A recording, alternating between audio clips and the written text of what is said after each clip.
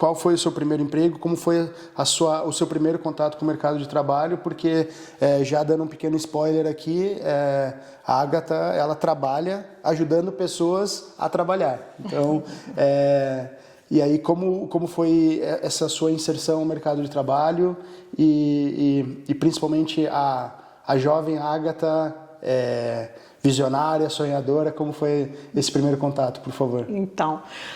Então, eu estudei, depois de fazer economia, eu fiz planejamento estratégico, né? Eu fiz o meu mestrado em planejamento estratégico. E aí, nessa época que eu trabalhava na área de programação e quis, né, me deslocar para esse mercado. E era um mercado muito novo, Fernando. Na época, estava começando essa coisa de qualidade total, de controle de qualidade, vindo de uma metodologia do Japão, né? Os americanos pegaram, adaptaram para as empresas, para as grandes empresas. Então, eu participei, na minha turma, era uma das primeiras nessa área dentro do mestrado. Tá? A primeira turma de mestrado dentro da área de planejamento estratégico e gestão da qualidade. Então, era muito novo. Então, o mercado estava realmente bem aberto. Por isso que eu fui para a Fiat, né? Trabalhei numa outra grande empresa antes da Fiat, que era uma editora, uma gráfica, ajudando na implantação dos programas de qualidade, como funcionária, né, contratada. Mas, em um determinado momento, ao sair da Fiat, alguns fornecedores quiseram me contratar, né, quiseram me captar ali para implantar o programa de qualidade nesses fornecedores, que já eram menores, já eram empresas menores. E aí eu fui para São Paulo, para o interior de São Paulo, Monte Alegre, e trabalhei no fornecedor da Fiat lá, já como consultora, terceirizada, então já com a minha empresa. Fiquei 1 ano lá fazendo essa implantação, então foi o meu primeiro trabalho como consultora, né? E voltando para Belo Horizonte, eu fiz contato com o Sebrae. E o Sebrae estava exatamente, então, a gente fala que a oportunidade é a sorte, a sorte é a oportunidade aliada à competência, né? Então, eu tive a oportunidade, eu já estava com experiência, e aí o Sebrae estava abrindo edital para novos consultores na área de gestão da qualidade, porque era uma raridade, principalmente que tivesse experiência. E aí foi que eu entrei, né, através desse edital, eu entrei para atuar como consultora do Sebrae.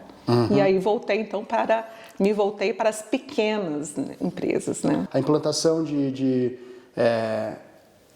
modus operantes, de procedimentos das empresas por uma Fiat acaba sendo completamente diferente para uma empresa menor. Completamente. Como é esse primeiro contato para você? Foi uma fase de adequação, não só minha, enquanto experiência que eu tinha anterior, como também do próprio Sebrae, porque o Sebrae estava começando com essa metodologia. Então, eu pude, inclusive, ajudar nisso também, levando a minha experiência. Eles estavam abertos para isso, né? Então, eu tive, por exemplo, no Sebrae de Brasília, ajudei ali na questão da metodologia, de montar a metodologia, junto com outros consultores. E a gente percebeu, assim, que tinham questões que eram mais fáceis nas pequenas do que nas grandes, né? Tinham algumas implantações. Por exemplo, na época se falava muito do 5S, não sei se você ouviu falar, sim. Né? E o 5S, para uma empresa grande, a dimensão era enorme. Então, realmente tinha que concatenar várias ações ao mesmo tempo para o pessoal e seguindo a metodologia do 5S. Numa empresa menor, o resultado era muito mais rápido e dava para ampliar isso até a nível de comportamento, dava para controlar melhor, fazer um monitoramento melhor. Então, eu amei estar ali naquele momento, naquela oportunidade, como eu disse, porque foi aonde eu consegui criar muita metodologia. Isso me deu uma experiência, assim, que eu levei, né, para o resto da minha vida profissional. Que legal. E qual que é o nível de resistência dos colaboradores para esse tipo de mudança? Você percebe a resistência sendo maior na empresa grande ou na empresa menor? Eu acredito que na menor. Na menor.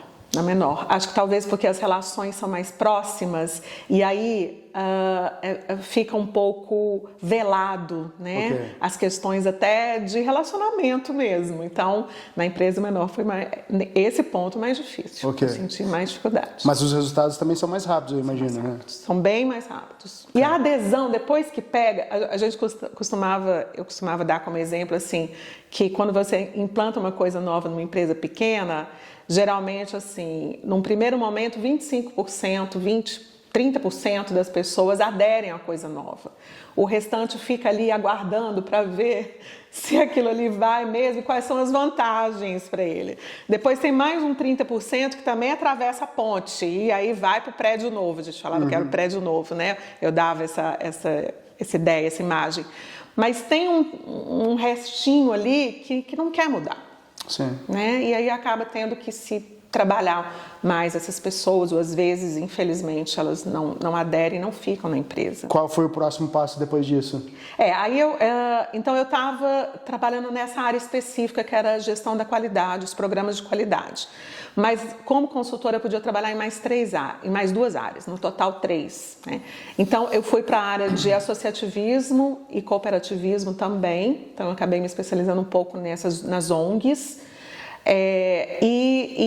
E trabalhei também no plano de negócios, né? Que era o início de tudo, o empreendedorismo, e aí poderia ser tanto social quanto empresarial, já que eu estava também nas 2 áreas. Então eu ampliei as minhas áreas de atuação, e aí foi quando eu acabei me mudando. E aí consegui atuar no Sebrae Bahia nessas mesmas áreas. Tá? Mas em paralelo, acho que é legal falar isso também, em paralelo ainda em Belo Horizonte, eu comecei a dar aula na faculdade. Então eu dei aula em 2 faculdades na área de administração e trabalhei, e foi justamente na área do planejamento estratégico.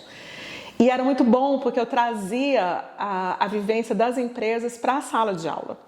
E aí os alunos adoravam, Sim. Porque viam realmente aquela coisa da teoria na prática, né? Às vezes trazia algum empresário para fazer um depoimento, para interagir. Então eu consegui trabalhar isso, né? A minha prática levar para a sala de aula dos cursos de administração e economia. Eu acredito que deve ser extremamente gratificante poder já perceber todas as dores que o lado corporativo oferece e formar, já trazendo toda essa parte de conhecimento, já formando futuros profissionais. Como foi essa implantação para você, principalmente vendo o resultado depois? Eu tinha muitos alunos, eu dei aula em 2 faculdades muito de ponta lá em Belo Horizonte. E eu tinha muitos alunos que já eram empresários, eram jovens.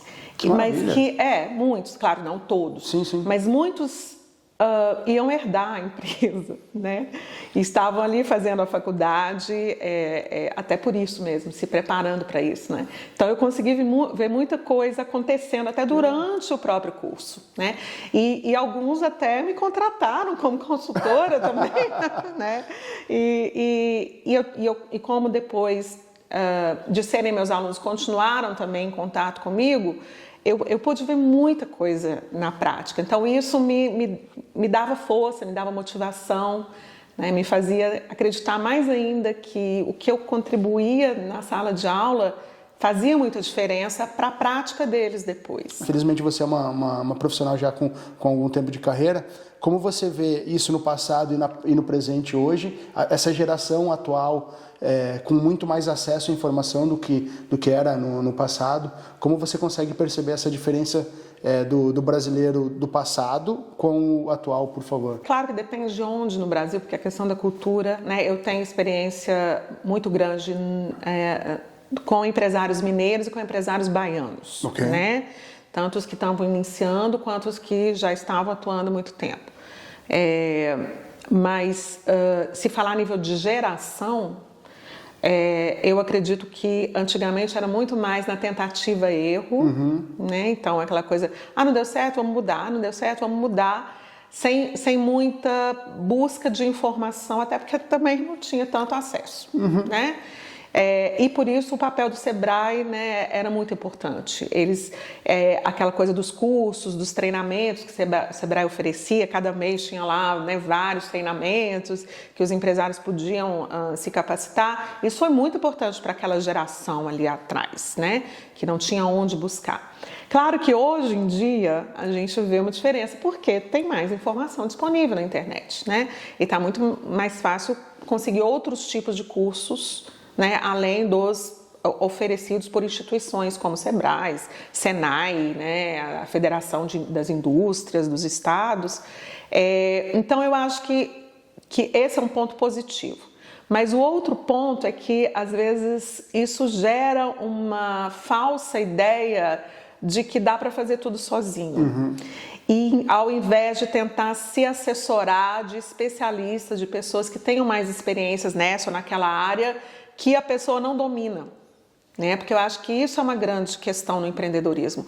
O empreendedor que se cerca, isso eu vi na minha experiência, que se cerca de profissionais, sejam contratados, sejam terceirizados, que conhecem do que estão fazendo, eles têm muito mais sucesso, e isso é estatístico, né? Do que aqueles que querem fazer tudo sozinho, né? Que acham que, não, busquei uma informação aqui, uma informação ali, já estou ótimo. Já sei de tudo, né? Então, eu acho que tem a vantagem e tem a desvantagem. Não, concordo. Eu acho que também uma das coisas do mal dessa geração, sem querer ser aquele cara que fala, porque na minha época tudo era melhor, tudo era mais lindo, mas é que hoje eu acredito que esse acesso excessivo à informação dá justamente isso, essa falsa segurança de que sabe-se de tudo. E aí você acaba de fato tendo um conhecimento muito mais abrangente do que no passado, mas ele é muito ralo, ele é muito simples. Então você tem um conhecimento sobre uma diversidade maior de assuntos, mas a profundidade desse conhecimento é muito menor.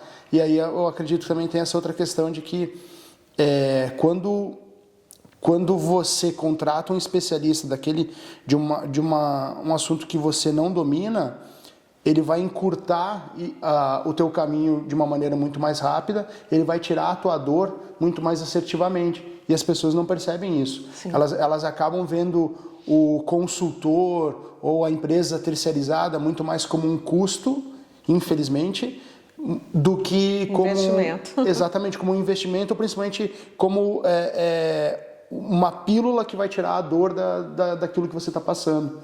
Como você ainda percebe essa resistência nos dias atuais, ou como era no passado e como que é agora na sua experiência? Eu acho que às vezes no início de um negócio existe uma resistência maior. Eu acho que as pessoas encaram mesmo muito mais como custo do que como investimento, né? E aí ficam muito fechados, não, eu dou conta, eu vou fazer, eu consigo, né? E aí não valorizam tanto.